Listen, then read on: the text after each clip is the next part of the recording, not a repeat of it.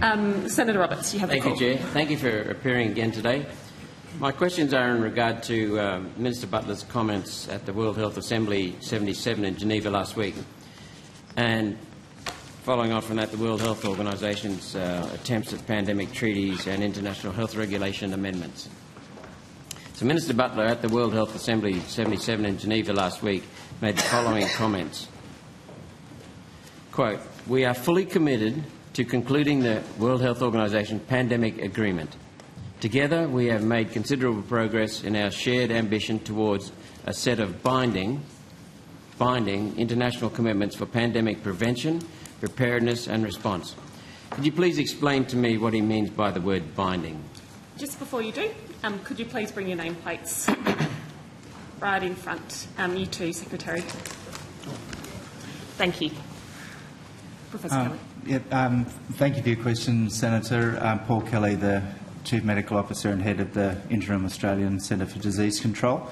I was present in the room when, in Geneva when the Minister made that statement that you've quoted, Senator.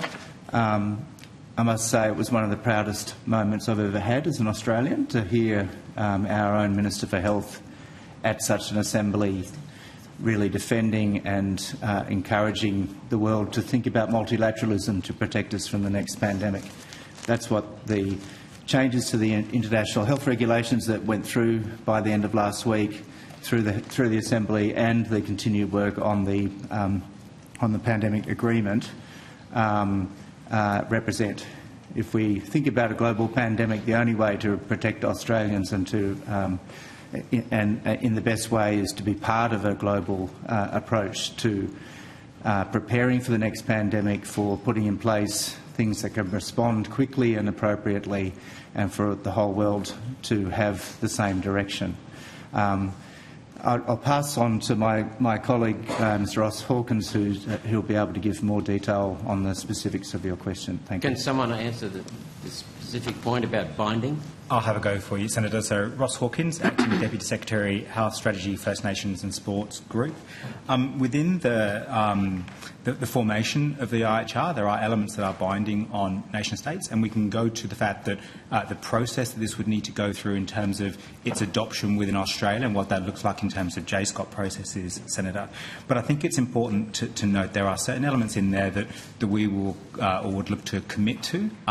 These are things that Australia is already doing, but largely this is around the kind of the multinational approach that Professor Kelly took us through there, and getting a sense of commitment across the globe to how we deal with global health issues. So within the notion of the binding elements within the IHR, there's elements regarding the establishment of a IHR authority, which Australia has in its interim CDC. It talks about the strengthening of frameworks. Excuse me, could you explain that again, please, which Australia has? Yeah, so if you, Professor Kelly will take us through the interim CDC that we have, and that will be CDC being Australia's CDC. Centre of Disease Control, correct, Senator. But Australia's. Correct, Senator. I think it's really important for us to kind of establish that there is no change in the IHRs to the way that member states adopt within national legislation what this would look like. There is no power grab by the WHO.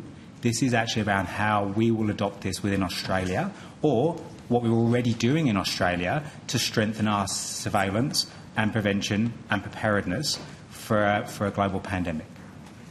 I understand there's no power. I understand there's no power grab. It started off as an enormous power grab, but it got watered down because of the African nations told them to go to hell. Senator, Senator Roberts, that's not parliamentary and not appropriate for this committee. The African nations said they wouldn't be supporting it. It's not. I would not agree, Senator. We've seen the various iterations of this. I mean, let's be honest. The AHRs have existed since 1969.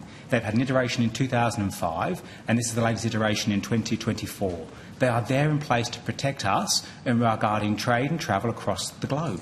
These are things that protect Australians. It's not a power grab by the WHO, but there is a genuine sense that from a multilateral perspective that all nations take a similar approach to how we deal with surveillance and preparedness. So what does binding mean? So, Senator, as I've described to you, there are various elements within the current form of the IHRs that Australia would look to comply with. So we would cede our sovereignty on those issues. You are not, Senator, as I've kind of reiterated, let me please read to you what sits in Article 3 is really clear within the IHRs. States have, in accordance with the Charter of the United Nations and the principles of international law, the sovereign right to legislate and to implement legislation in pursuance to their health policies. It is enshrined in here that we are not ceding sovereignty. So binding denotes penalties for non-compliance, I assume. So what penalties should be applied to countries that refuse to do as the WHO tells us in the event we don't agree the instruction is in our best interest? Where are you drawing the line on penalties? There's no penalty, Senator. So what makes them binding? So, Senator, this is under international law, and this is part of that broader international framework. But sitting within the current formation of the IHRs, there is no penalty. Within the current formation of the IHR? Within the formation that's just been agreed within the World Health Assembly. Right. So we have an initial IHR that goes back to 2007. I know the earlier ones, but it goes back to 2007. Then they tried to bring in very strong amendments, and the Africans and other nations said no, and they've watered it back almost the same as 2007, is my understanding. No, Senator, that was not my understanding. We would go by what is an official document. The 2005 IHRs were accepted and agreed. There have been amendments historically to the IHRs as it's taken place over time. It's just that with the nature of COVID and with the work that Helen Clark did in terms of broader preparedness... Helen Clark, from the former New Zealand Prime Minister? Correct, working for the WHO. This is all work that's taken place in terms of kind of the broader approach to the IHRs and to the pandemic agreement around what's needed to do to strengthen the global response to COVID. This is the work that's kind of clearly taken place over that time, and the formation through this process 2 years ago. Senator, this is the kind of process that people have gone through over a significant amount of time in order to ensure that we've got robust global controls in place. Well, if I have time at the end, perhaps we can come back to the World Health Organisation process, because it's not as you said it is. It's not innocent. Health is constitutionally a state matter. Senator Roberts, I do need to allow the official a chance to respond to that, please. Mr Hawkins. I'm sorry, Senator, that I'm giving you the information that's available to me. The majority is available on the World Health Organisation website. I'm trying to respond to you. I'm not trying to hide from you anything that doesn't... I'm not accusing you of doing that. Okay, thank you, sir. Not at all. I'm just saying we differ on our opinions, and I've had other advice. It's very, very solid on the process. We've been monitoring the process for the last 2 and a bit years. Senator, if I could also correct the statement you made about the African nations. So, as my colleague has said, this was as a process that has been going for the last 2 years, specifically around the IHRs. It is a negotiation. Many views have been placed on the table, but on Saturday, 194 member states of the WHO, and it's a members' organisation, voted unanimously to adopt those changes by consensus, plus the Holy See and Liechtenstein. So there was 196 actually. So the African nations were concerned about. There was a block of African nations who were concerned about some of the issues related to the proposed changes, but in the end, it was adopted by consensus. Well, as I understand, we'll come to that later, but my understanding is that some months ago, even a year ago, the Africans said no way, and the UN World Health Organisation requires consensus. As a result of the African bloc and some European countries and a lot of people around the world being upset, the World Health Organisation trimmed its demands, and now we've gone back to something that's fairly simple. But as I said, let's get into that at the end. It's an agreement, and it's not unusual in multilateral forums for negotiations to land in a particular way. That is, I would expect, and in my experience, that is prevalent in every single international negotiation. Agreed, Senator Gallagher. But what happened here was that the Africans told them they would not sign did not agree to the previously very strong changes, and they've watered them back as a result of that. Health is constitutionally a state matter. External affairs powers allow the Commonwealth Government to make certain treaties. Was there any attempt in the Minister's rush to sign away our sovereignty to get agreement from the rights holders from the states?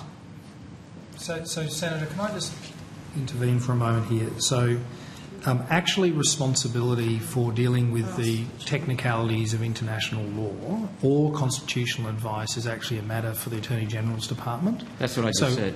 Yeah, well, so I'm respectfully suggesting that if you have a detailed question around that, then it should be put at the estimates for Attorney General's Department. We can help you with what we understand by the current state as we've advised. And if I just go back a step, the point that I think Mr Hawkins was trying to make at the start, and it goes to the language of binding. Binding is often used in international conferences, but no international instrument or treaty can change Australia's constitution nor prevail over Australian laws without it being adopted into Australian law. When it gets adopted, that's the key point. That is the key point, which I don't think we are disputing, which comes to the point of sovereignty and comes to the point that if we were going through a process of adopting an international law, the standard process goes through a consultation process, including through JSCOT and including engaging with relevant stakeholders. Your observation about constitutional responsibility for health, there is a mixed responsibility in the Constitution because there's powers that allow the Commonwealth to do health benefits for individuals. And I don't want to go much further into that because I think I'm straying into what is a constitutional interpretation of the roles. But the fundamental point here is that international agreements have to be adopted into an Australian law. They go through a process including JSCOT. If they're adopted through that JSCOT process, then they become binding in that country. When the Minister says we want a binding agreement, it is urging the international community to follow through with the commitment they've made in the conference to adopt those into their domestic law. Some countries may ultimately choose not to, and then that will come back to that body. This is not unusual in international law. In my previous lives doing climate change, there are times when there's been change of administration in countries that have led them to decide whether they would stay as a ratified member of a treaty. So the process is quite clear. At the point in time that they were in the agreement, that was the intention of all the parties to make the binding commitment. And my experience in international negotiations is that countries do not make a commitment lightly, even though there may be domestic processes to give effect to it. So what you've done just then, Mr Comley, is you've actually reinforced my comment that it is an external affairs power, but the states are involved in health. My question was very simple. Have the states been consulted on these changes? Are the states involved in the process? That was my only question.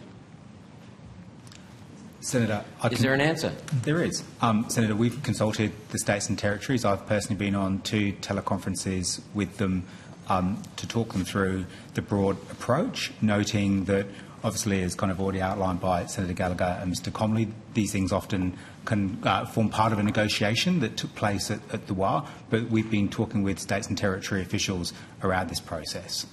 Thank you. The Minister also said, quote, "We have a strong basis on which to finalise important amendments to the international health regulations this week.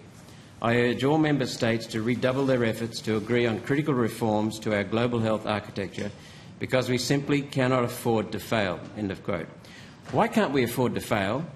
Is he saying that the Health Department is incapable, our Australian Health Department is incapable of running a pandemic response in Australia all by itself without the big daddy World Health Organisation telling us what to do? Senator Roberts, I think I wasn't there, and so perhaps Professor Kelly is better to answer, but the way I understand those comments is to say that protection of the Australian people relies on a global response to pandemic management. I mean, we're not immune. We're not immune from what happens in other parts of the world, as we have experienced in the last pandemic. And the World Health Organisation... So it's around national security and national safety and protection of the Australian population. The World Health Organisation in the last breakout with COVID was telling us there's no human-to-human transmission. There's nothing to see at first. Then they said there's no human-to-human transmission. That delayed the response in other countries. The World Health Organisation is guilty of that. Well, they're a corrupt criminal organisation. Well, you have your views on that, Senator Roberts, and I don't seek to convince you otherwise. But we Good, are here. Because you're going against the facts. Well, no, no. I mean, I don't agree with you on that. They're 2 factually correct statements. No, well, no, I don't agree with the comments you've made about the World Health Organisation. And I think the Minister for Health has represented Australia's national interest at that international forum, and for good reasons. and it's about the protection of the Australian people. I'm not sure if there's anything you'd like to add. Thanks, Minister. Firstly a point just to follow on from the Secretary. What was agreed on Saturday morning in Australia was one of 194 countries, member states of the WHO, being a member state institution, and it's not a big daddy as you suggested. It is guided by the member states. What was to go into a process which under the WHO arrangements and other UN arrangements, that we have a year to go through all of those processes that we've talked about in terms of Australian legal requirements. We are not safe unless everyone is safe. And infectious diseases know no borders. As we know from our experience in the COVID pandemic, we closed our border, caused a lot of disruption in other ways. We had to reopen our border, and as soon as we did, the virus appeared. It can only be by working internationally with all other countries that we can deal with a pandemic like that, and we will have other ones in the future. And so these amendments that were made through long negotiations, right up to and including last Friday night, was successful in getting to those things over the line, and I'm very happy that that's the case. And I'll reiterate my statement. It was one of the proudest moments as an Australian, witnessing that Australian leadership at ministerial level, at officials level, to get those negotiations completed. Senator Roberts, at this point I'm due to rotate the call. If you wish to seek another call in this section, I will come back to you. Thank you. Thank you, Senator Roberts.